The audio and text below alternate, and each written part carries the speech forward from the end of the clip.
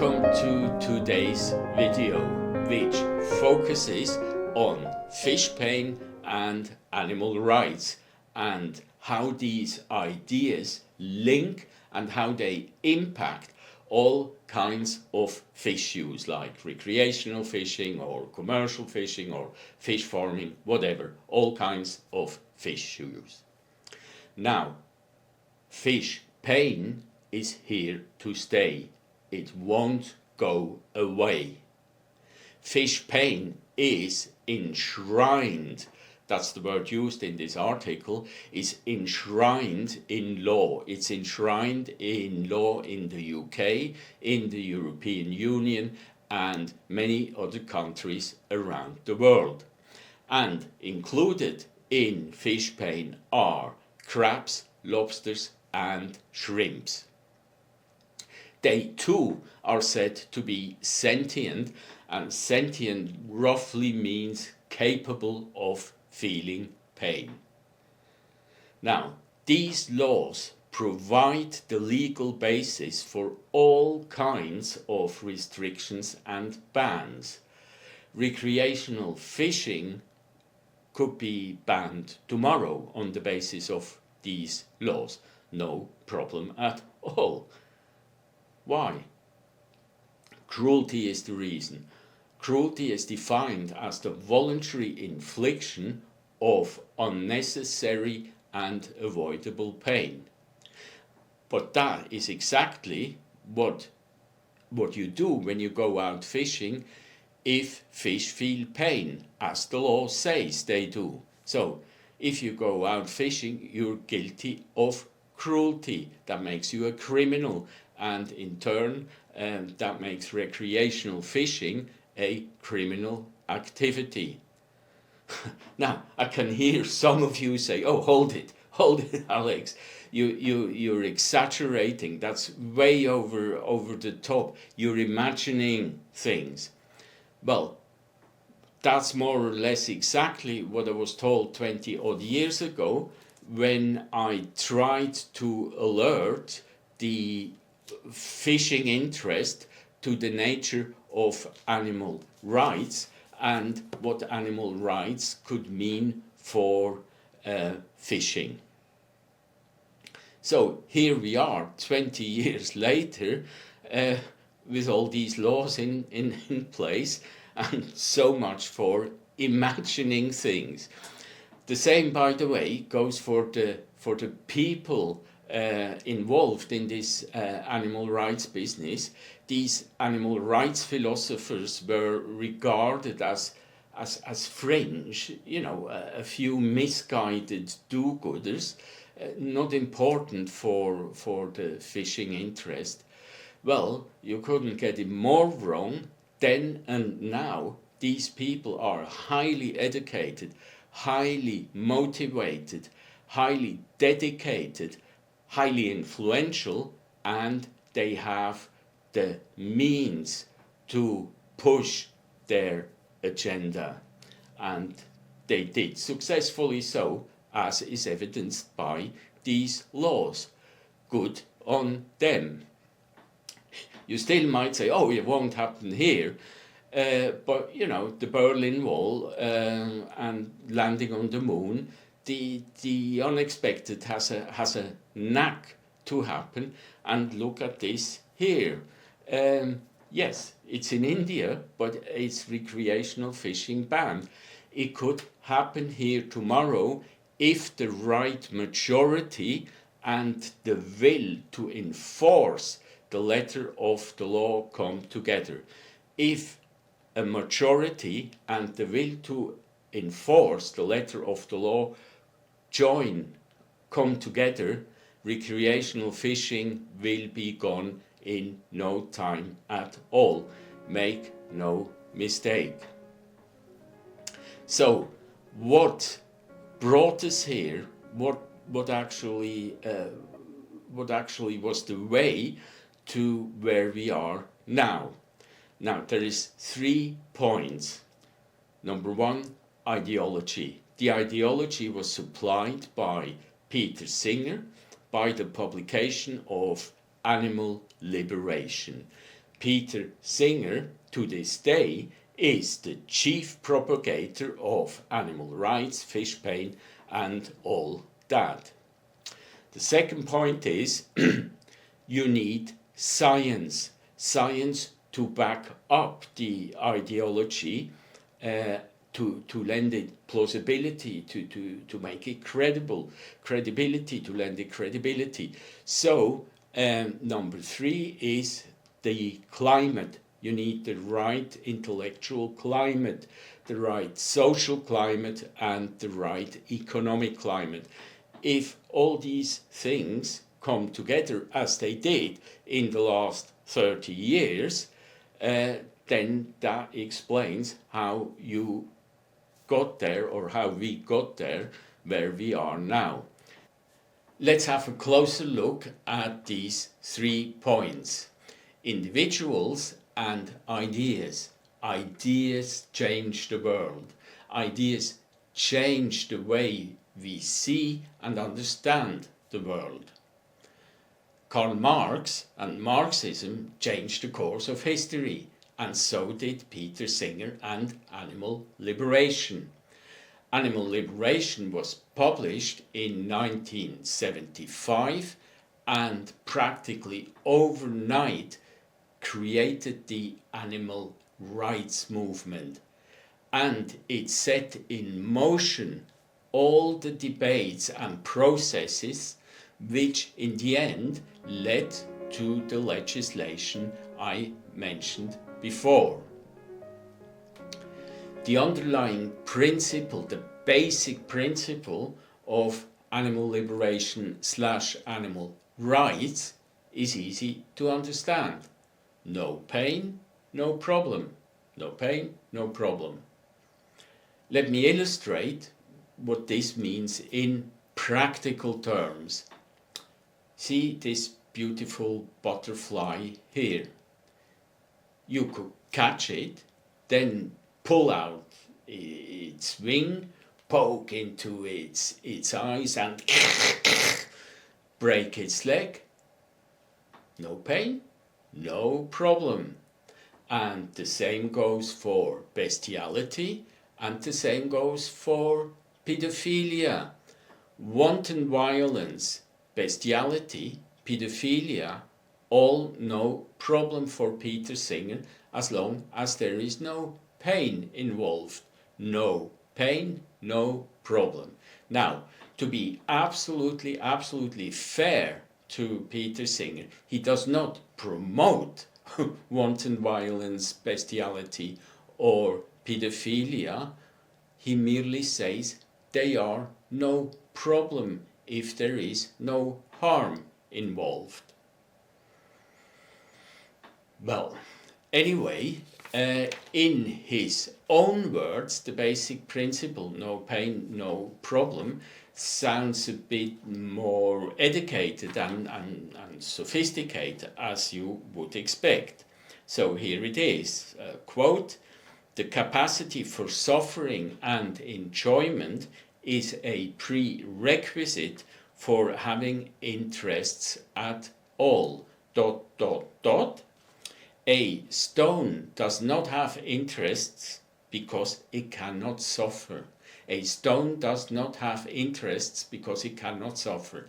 That is the key. That is the centerpiece. That is the key to understanding animal liberation / animal rights. I come back to this vital point and repeat it again. A stone does not have interests because it cannot suffer. That was plain sailing so far. But what happens if there actually is pain? Have a look at this. This is the bare bones, no frills layout. If a being of any kind is capable of feeling pain, it has interests. It has interests that we must take into account when considering the consequences of our actions. Now, consequences is another key concept in Peter Singer's world.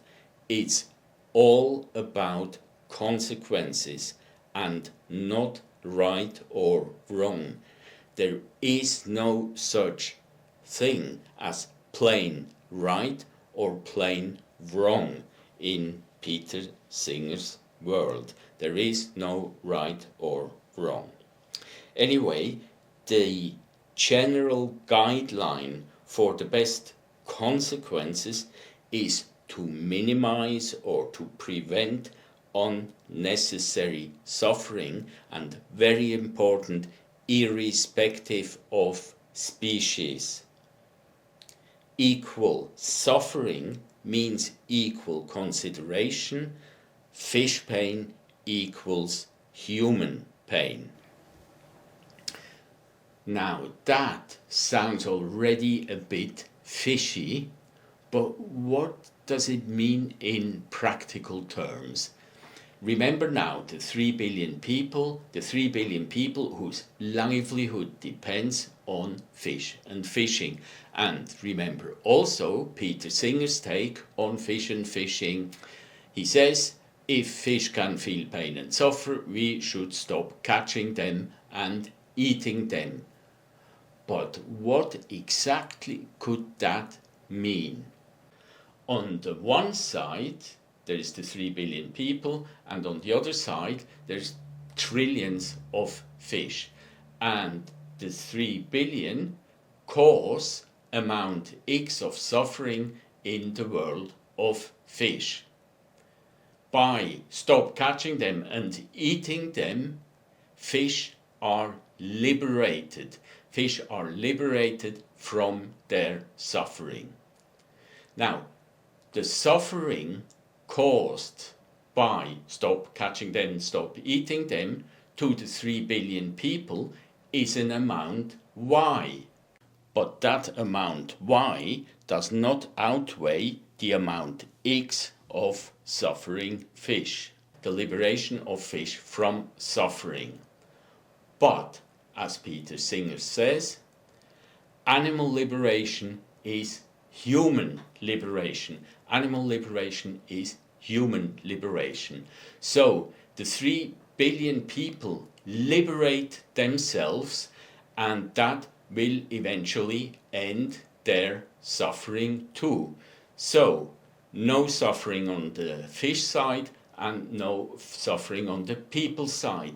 That's the best consequences all round. How this is brought about practically, stop catching and eating them for the 3 billion people, how the 3 billion are phased out, maybe forceful displacement or whatever. Well, anyway, I'll leave that to your imagination and now turn just quickly to the recreational angler. The angler is said to cause unnecessary suffering in the world of fish. The angler doesn't need to go fishing, and the suffering of the fish is more important than the pleasure of the angler. Again, it's a weighing up. The liberation of fish weighs more than the pleasure of the angler. So fish have to be liberated, and the recreational angler has to liberate himself. He has to liberate himself from his unnecessary activity and his state of mind. In other words, he has to brainwash himself out of fishing. Remember, animal liberation equals human liberation. I think I have painted a fair picture of animal rights, the idea of animal rights as expounded by Peter Singer. There are other schools of thought about animal rights, not necessarily focused on pain, but more on inherent value, animals being subjects of life, that kind of thing. But 95% of the world's theory and practice of animal rights ideology runs along the lines set out by Peter Singer, like pain, interests, consequences, and all that jazz. Let's head for the ranting section now.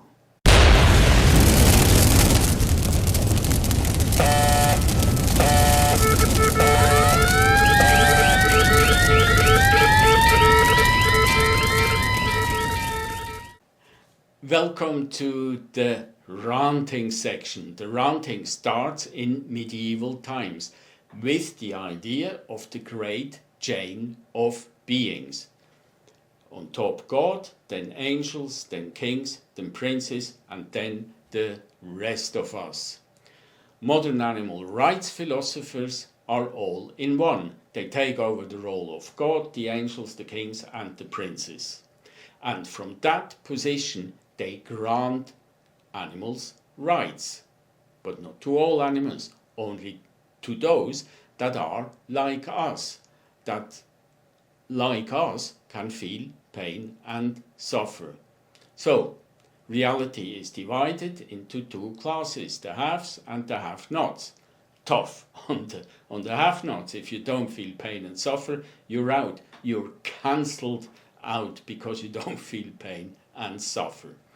But worse than that, animal rights philosophers take themselves to be kind of supreme beings. They take themselves to be in a position to grant rights to their inferiors or to inferior beings, and in that they are like absolutist kings who granted rights to their inferior subjects. In fact, there is no air between absolutism and animal rights. If you look closely at it, you could say the more it changes, the more it stays the same thing. And I repeat that, there is no air between animal rights and absolutism. Animal rights is authoritarian, it's intolerant, it is illiberal, and on top of that, it's deeply misanthropic. Now, necessity. Necessity really raises my hackles. Is this video necessary? No. Are philosophy departments necessary? No, they're even less necessary than this video. Are mathematics necessary? No.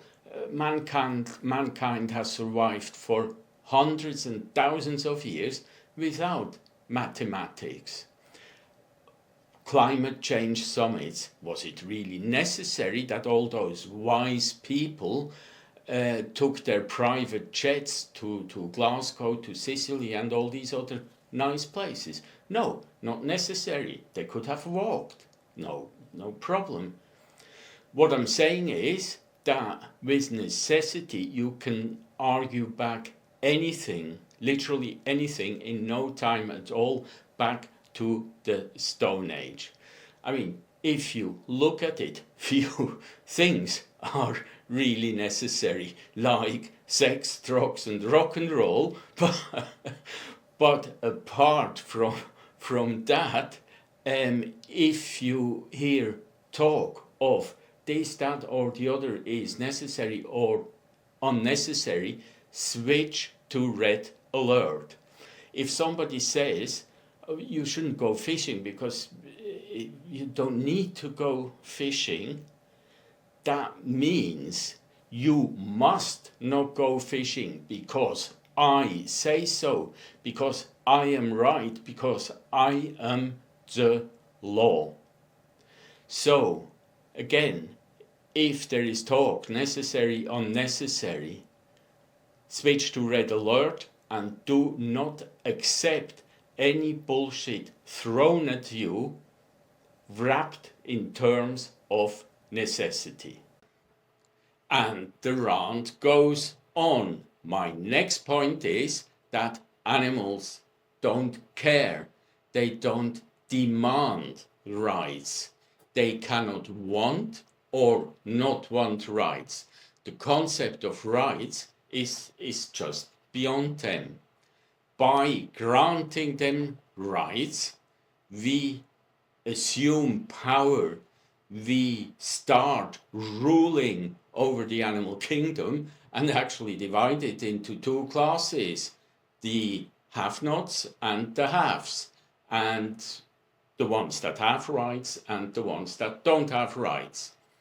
And what I'm trying to say is that animal rights is not about animals, it's about human beings.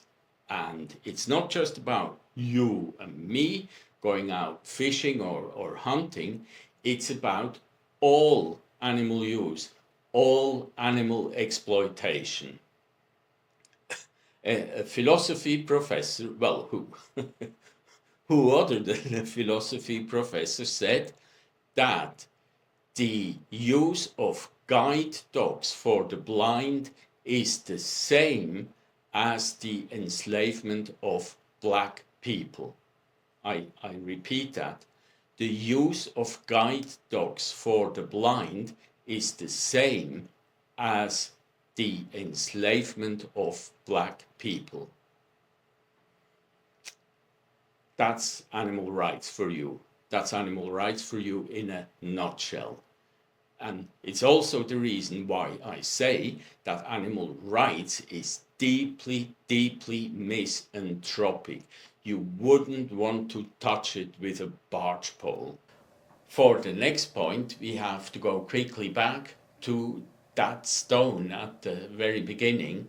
Remember the basic principle, the basic proposition of animal liberation / animal rights is that a stone does not have interests because it cannot suffer. A stone does not have interests because it cannot suffer.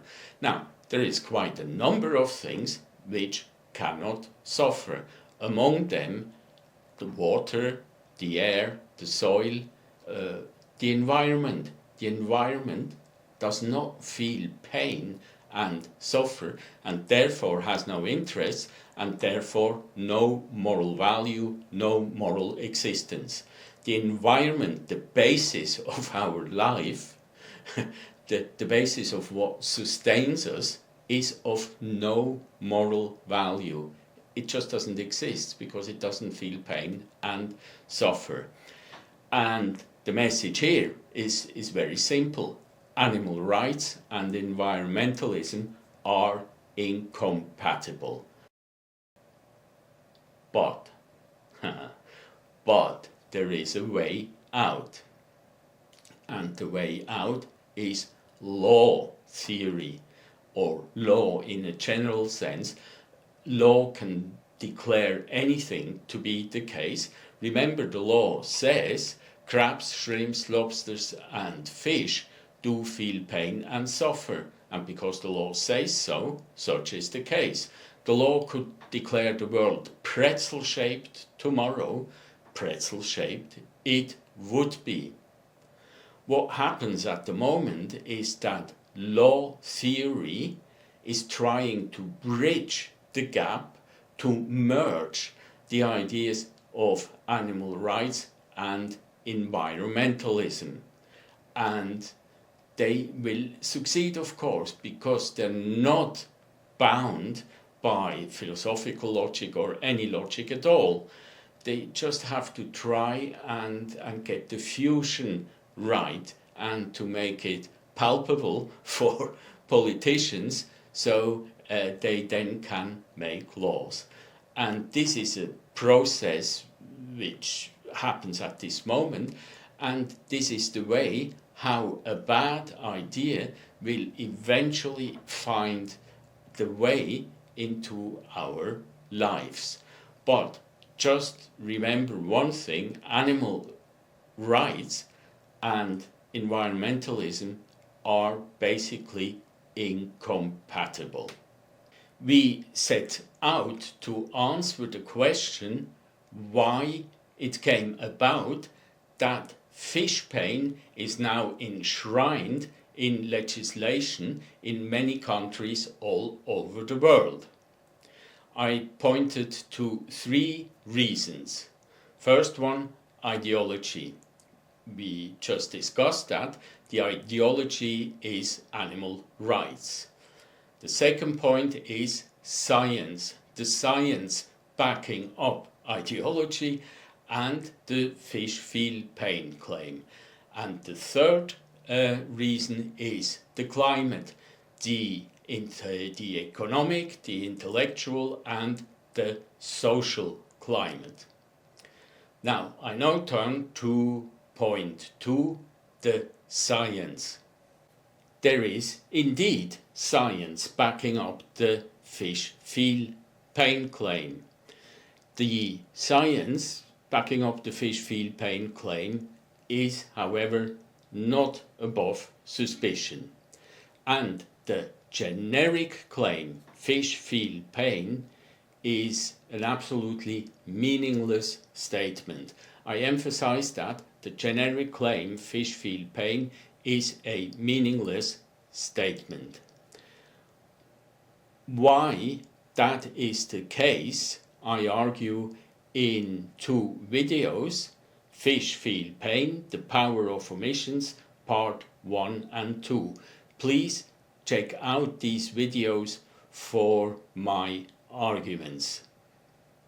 I now turn to point 3, which is the economic, the intellectual and the social climate.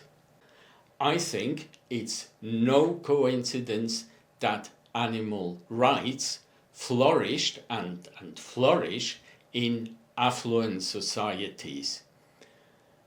It is not entirely unreasonable to speculate that animal rights is actually a kind of affluenza. Well, look at it from the opposite point of view. I think it's no coincidence either that animal rights, specifically fish rights, did not originate in, say, Arctic Canada or the Mekong Delta. On the intellectual and social side, it is evident that in the late 20th century, the working class withered away. It disappeared from the radar of social scientists and of philosophers.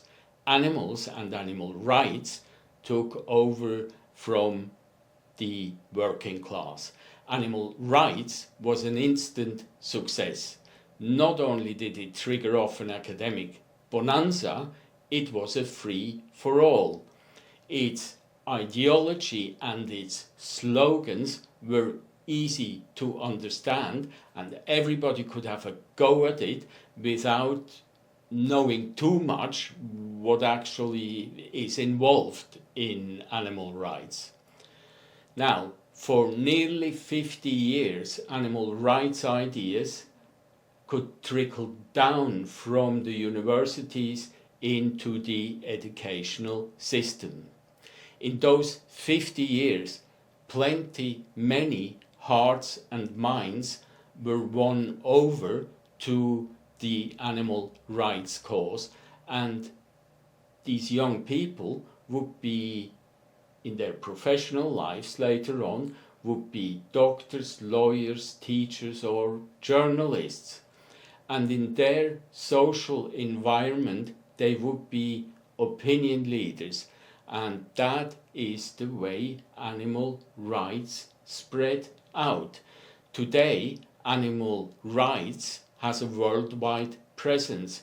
I would actually be surprised if there was a kindergarten in the Western world which does not run a course on animal rights. The worldwide presence of animal rights is a bit like McDonald's. McDonald's has a branch in every corner of the world, and animal rights, like McDonald's, sells junk. philosophical junk, and the world loves it, and the world asks for more. Success breeds success, which is why animal rights is here to stay. They have the right ideology, easy to grasp, and some really great slogans and catchwords. They have the science to back up the ideology. They have NGOs, or many NGOs, supporting them with their invaluable marketing knowledge.